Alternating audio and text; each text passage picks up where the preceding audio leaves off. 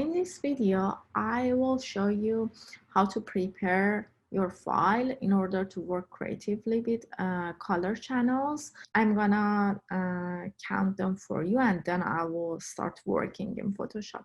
First of all, you need to make your image black and white. And one thing you need to pay attention, don't be confused with grayscale color mode. You shouldn't change the color mode to grayscale. If you do that, you will lose all the information from channels and you can't work. So make sure that with adjustment, you make your image with no saturation or black and white.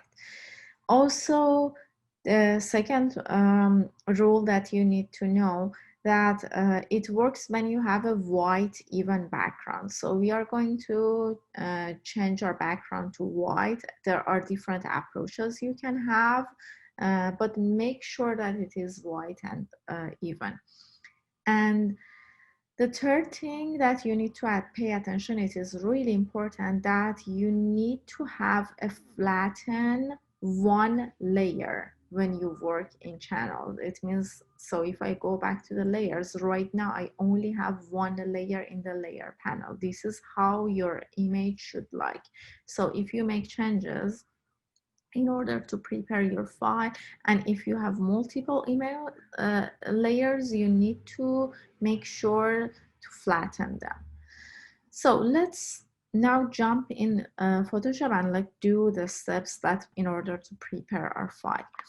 In this case, I am going to get rid of the background, the pink background, and replace it with a white one. Okay, I also unlock the layer and I'm gonna create a new layer. Turn the first one off, and with bucket tool, I'm going to add a white background. Okay, so right now I will go on with the selection tool. I choose the quick selection tool. I select the subject and I need to clean my selection.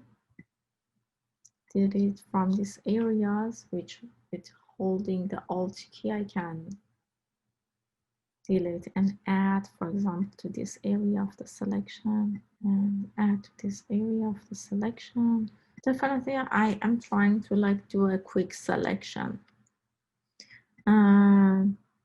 This is not the best way to achieve the best look, but I think it's good enough for the sake of quick demo right now.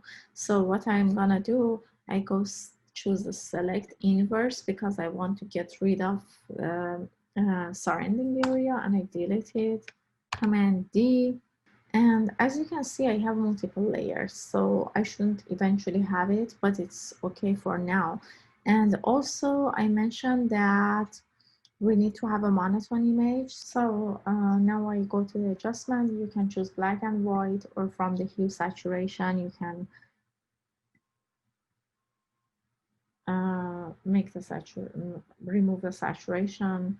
You can make the saturation 0 or -100 in this case. I mean, no saturation in order to have black and white. So what I'm going to do, I am going to flatten the image with clicking on this small icon on the top right of layer panel, and I choose the flatten image. So next step is to make it black and white. So I can go, for example, instead of adding adjustment to make an additional layer for me, I can go to the image and adjustment. You can choose the black and white. In this case, I don't know why this is not activated, but you should be able to have access to the black and white. I have a black and white image flattened and with the white background. So right now, basically, the image is ready to work with channels. Before adding creative styles, first thing that I told you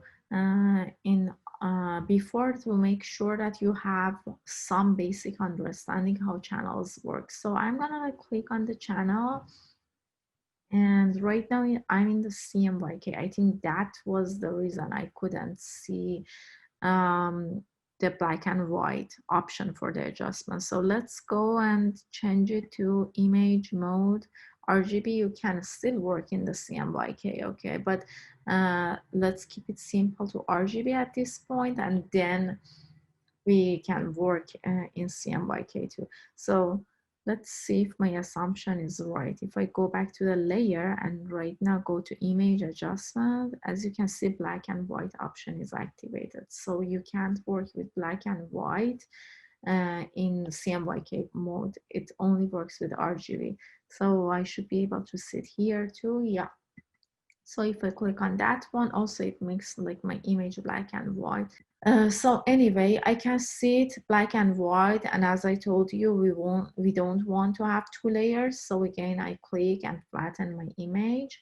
So the layer panel is ready. I go to channels and I can see all layers selected. So let's experiment a little bit with different layers and see what we can do. So I'm gonna like choose the basic selection tool, and for example, I select the red channel. As I told you, when you select the red, for example, everything is invisible right now. So turn on the visibility of all layers and I select one area of the image. So I want to, for example, I can just like go back to this reference and I want to have a cyan in that area. So what it means, in order to achieve the cyan look, you should have the green and blue channel, but not red, okay? So we should get basically rid of the red channel in the area that I am selected in order to have the cyan look. So if you remember in my previous explanation, I told you black in the RGB mode removes components or part of the color, or it removes the color from the RGB channel, okay? So the absence of color is with black. In order to do that, I can work with the black or white, and you need to make sure you need to work with 100% of the black color and 100% of the white color. So I have different options to do. For example, I can just go and like work with the paint bucket tool and add the black color. It means it removes from the channel, but which channel? Right now I selected only red, and when I delete or fill it with black, I am gonna have only green and blue, and the combination of those color in the RGB makes cyan. So let's see if I add the black color, am I like going to see the cyan or not? As you can see right now by clicking, and since this is doing based on the tolerance, so it doesn't do it like all in one time. So when I add this color, which is black, it removes the red for me. So if I do, for example, Command C, and right now if I with the black color, if I try to add on the green, basically I'm removing the green, okay? It means it's gonna be the blue and it's gonna be the red. So the combination of blue and red makes magenta. So I should get the magenta result here. As you can see, it's correct. And in this area, let's see how I can have the yellow. So yellow is the combination of green and red. It means this is the absence of blue. So if I select the blue layer and if I click, now I can see the red. So this is the basic way that you can interact. So you can work with the brush or with the paint bucket tool, or another ways that to just like add to the whole layer, which I'm going to show you later. So in other video, I will tell you some different techniques to work with the color channels in Photoshop.